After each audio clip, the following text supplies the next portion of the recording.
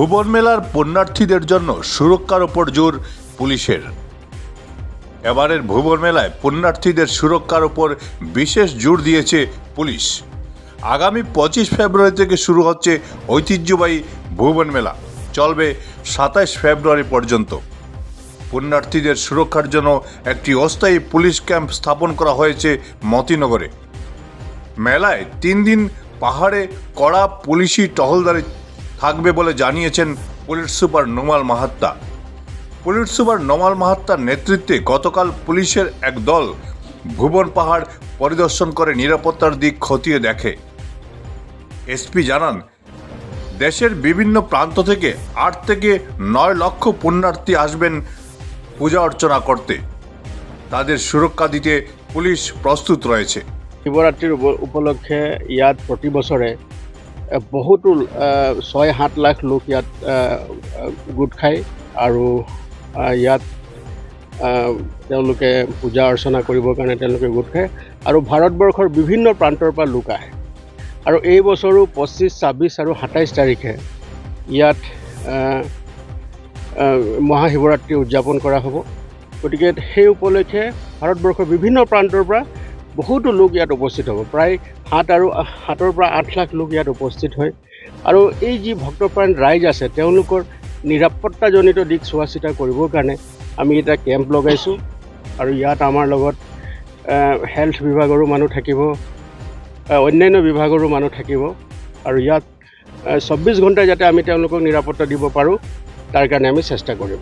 গতিকে আমি আজি ইয়াত উপস্থিত হৈ গোটেই অঞ্চলটো আমি চাইছোঁ। আৰু এইটো আপোনালোকে দেখিছে যে খুব ওখ পাহাৰ, ষ্টিপ এটা পৰ্বত, ইয়াৰ পৰা ওপৰলৈ 10 কিলোমিটাৰ যাব লাগে মন্দিৰলৈকে। গতিকে যাতে ভক্তপ্ৰাণ ৰাইজৰ কোনো ধৰণৰ অসুবিধা নহয়, তেওঁলোকে যি পূজা অৰ্চনা কৰিবৰ কাৰণে তেওঁলোকে ইয়াত একত্ৰিত হ'ব, তেওঁলোকৰ নিৰাপত্তাজনিত দিশ, তেওঁলোকৰ স্বাস্থ্য পাতি এই কথা লৈ আমি সকলো ধৰণৰ যাতে ব্যৱস্থা দিব পাৰোঁ তাৰ কাৰণে প্ৰশাসন তৎপৰ হৈ আছে।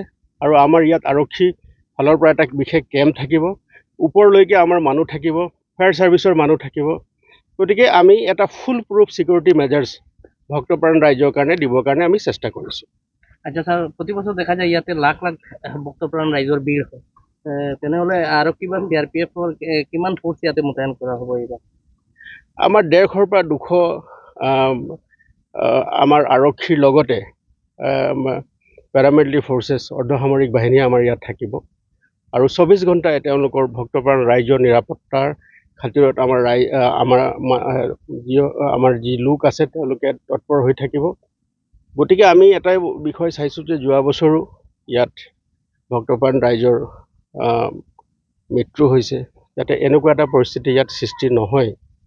গতিকে আমি তাৰ কাৰণে প্ৰশাসনে ইয়াত সকলো ধৰণৰ ব্যৱস্থা কৰিছোঁ। তেওঁলোক যাতে ওপৰলৈ যেতিয়া যাওঁতে তাত ৰেষ্ট ল'ব পাৰে তাৰ কাৰণে জিলা প্ৰশাসনে ব্যৱস্থা কৰিছে। আৰু স্থানীয় ৰাইজে, ইয়াত যি স্থানীয় ৰাইজ আছে, স্থানীয় ৰাইজে বিশেষভাৱে তেওঁলোকে সহযোগিতা কৰিছে।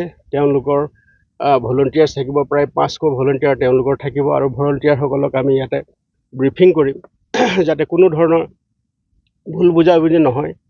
আৰু ইয়াত যিসকল ৰাইজ আহে তাত যাতে কোনো এনেকুৱা ধৰণৰ দুষ্কৃতিকাৰী লোক অতৰ্কিতে সোমাই আহি যাতে কোনো ধৰণৰ যাতে দুষ্কৃতিমূলক কাৰ্য যাতে তেওঁ সম্পাদন কৰিব নোৱাৰে, তাৰ কাৰণে আমি সকলো ধৰণৰ কাৰ্য ব্যৱস্থা গ্ৰহণ কৰিছোঁ। আৰু আমি ভক্তপ্ৰাণ ৰাইজৰ যাতে ইয়াত তেওঁলোকে পূজা অৰ্চনা কৰিবলৈ তেওঁলোকে আহিব, তেওঁলোকৰ যিটো নিৰাপত্তাজনিত দিশ সেইটো এটা ফুল প্ৰুফ ছিকিউৰিটি মেজাৰ্ছ আমি ব্যৱস্থা কৰিছোঁ। ব্যুৰো ৰিপোৰ্ট, বৰাক ভিশন।